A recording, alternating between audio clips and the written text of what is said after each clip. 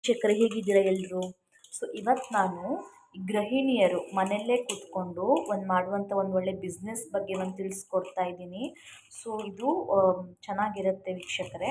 So ಇದು ನೋಡಿ, ಈ ಬೆಳ್ಳುಳ್ಳಿನ ಗಾರ್ಲಿಕ್ ಪೌಡರ್, ಈ ಗಾರ್ಲಿಕ್ ಪೌಡರು ಮಾರ್ಕೆಟಲ್ಲಿ ತುಂಬ ವ್ಯಾಲ್ಯೂ ಇದೆ.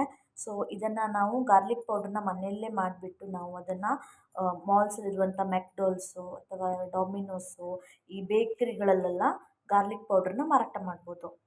ಸೊ ಒಳ್ಳೆ ಬಿಸ್ನೆಸ್ಸು. ಒಂದು 100 ಗ್ರಾಮ್ಸ್ ಗಾರ್ಲಿಕ್ ಪೌಡ್ರಿಗೆ ಇದು ಒಂದು 250 ಅಥವಾ 200 ಅಷ್ಟು ಬೆಲೆ ಬಾಳುತ್ತೆ ವೀಕ್ಷಕರೇ. ಸೊ ನೀವು ಈಗ ಬೇಕಾಗಿರೋ ಇದು ಬೆಳ್ಳುಳ್ಳಿ ಮತ್ತು ಒಂದು ಸ್ವಲ್ಪ ಚಿರೋಟಿ ರವೆ ಇದ್ದರೆ ಸಾಕು. ಅದರಿಂದ ಗಾರ್ಲಿಕ್ ಪೌಡ್ರ್ ಹೆಂಗೆ ಮಾಡೋದು ಅಂತ ನಾನು ಹೇಳ್ಕೊಡ್ತೀನಿ. ಸೊ ಇವತ್ತು ಏನಂದರೆ, ಈ ಬೆಳ್ಳುಳ್ಳಿನ ಚೆನ್ನಾಗಿ ಸಿಪ್ಪೆ ಎಲ್ಲ ಸುಲಿದ್ಬಿಟ್ಟು ಒಂದು ಓವರ್ನೈಟ್ 2 ಡೇಸು ಓವರ್ನೈಟ್ ನೆನೆಸ್ಕೋಬೇಕು. ಮತ್ತು ಸೂರ್ಯನ ಬಿಸಿಲಲ್ಲೂ ಕೂಡ ನಾವು ಇದನ್ನು ನೆನೆಸ್ಬೇಕು ವೀಕ್ಷಕರೇ. ಸೊ ಈ ಥರ ಆಗುತ್ತೆ, ಸ್ವಲ್ಪ ಒಣಗಿ ಈ ಥರ ಆದಾಗ. ಸೊ ನಾವು ಈ ಥರ ಆಗಬೇಕು ನೋಡಿ ವೀಕ್ಷಕರೇ, ಈ ಥರ. ಸೊ ಸೂರ್ಯನ ಬಿಸಿಲಲ್ಲೂ ಚೆನ್ನಾಗಿ ಒಣಗಿಸ್ಕೋಬೇಕು. ಹಾಗೆ ನಾವು ಮನೆಯಲ್ಲೂ ಕೂಡ 2 ನೈಟ್ಸ್ ಓವರ್ನೈಟು ಅದನ್ನು ಒಣಗಿಸ್ಕೋಬೇಕು. ಫುಲ್ ಸಿಪ್ಪೆಲ್ಲ ಕಂಪ್ಲೀಟಾಗಿ ತೆಗೆದ್ಬಿಟ್ಟು ಚೆನ್ನಾಗಿ ಒಣಗಿಸ್ಕೋಬೇಕು. ಕಾಣಿಸ್ತಾ ಇದೆಯಲ್ಲ ನೋಡಿ, ಈ ಥರ ಬರಬೇಕು. ಇಷ್ಟು ರವೆ ಇದೆ ನೋಡಿ, ಇದನ್ನು ಚೆನ್ನಾಗಿ ರವೆನ ಹುರ್ಕೋಬೇಕು ನೋಡಿ. ಇಷ್ಟು ಕ್ವಾಂಟಿಟಿ ನೋಡಿ ರವೆ, ಚಿರೋಟಿ ರವೆನೇ ತೊಗೋಬೇಕು, ದಪ್ಪ ರವೆ ತೊಗೋಬಾರ್ದು ನೋಡಿ ವೀಕ್ಷಕರೇ.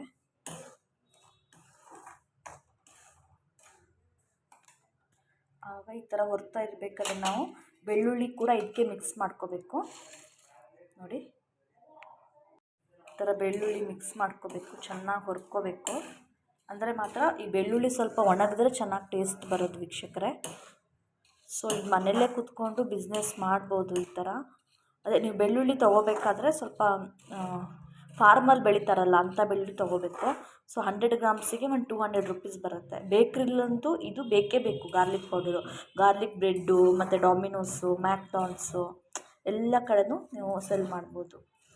ತುಂಬ ಇಂಪಾರ್ಟೆಂಟು ಬೇಕ್ರಿ ಪ್ರಾಡಕ್ಟಿಗೆಲ್ಲ ಗಾರ್ಲಿಕ್ ಪೌಡರು ನೋಡಿ. ಚೆನ್ನಾಗಿ ಹುರ್ಕೋಬೇಕು, ಬೆಳ್ಳುಳ್ಳಿದ ಕಂದು ಬಣ್ಣ ಬರೋ ತನಕ ಕೂಡ ಹುರ್ಕೋಬೇಕು ನೋಡಿ ವೀಕ್ಷಕರೇ. ಈ ಥರ ವೀಕ್ಷಕರೇ ಈ ಥರ ಆಗುತ್ತೆ ನೋಡಿ, ರವೆ ಎಲ್ಲ ಹುರ್ಕೊಂಡು.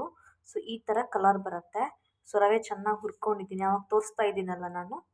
ಸೊ ನೋಡಿ, ಇದು ನಾನು ತಣಿಸ್ಲಿಕ್ಕೆ ಇಟ್ಟಿದ್ದೆ. ಆವಾಗ ಹುರಿದ್ಬಿಟ್ಟು ಒಂದು ತಟ್ಟೆಲಿ ಮಾಡಿಬಿಟ್ಟು ನಾನು ತಣಿಸ್ಲಿಕ್ಕೆ ಇಟ್ಟಿದ್ದೆ.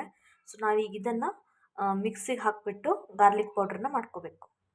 ಗಾರ್ಲಿಕ್ ಪೌಡರ್ ರೆಡಿಯಾಗಿದೆ. ಸೊ ನೀವು ಇದನ್ನು ನೀವು ಮನೆಯಲ್ಲೇ ಮಾಡಿಕೊಂಡು ಅಂಗಡಿಗಳಿಗೆ ಮಾರಾಟ ಮಾಡ್ಬೋದು. ಸೊ ನೀವು ಮನೆಯಲ್ಲೇ ಕೂತ್ಕೊಂಡು ಒಂದು ಬಿಸ್ನೆಸ್ ಮಾಡಬೇಕು ಅಂತ ಇದ್ದರೆ ಈ ಗಾರ್ಲಿಕ್ ಪೌಡರ್ ಬಿಸ್ನೆಸ್ನ ಮಾಡಿ. ಎಲ್ಲ ಬೇಕ್ರಿಗಳಿಗೆ ತುಂಬ ಅಗತ್ಯ ಇರುತ್ತೆ.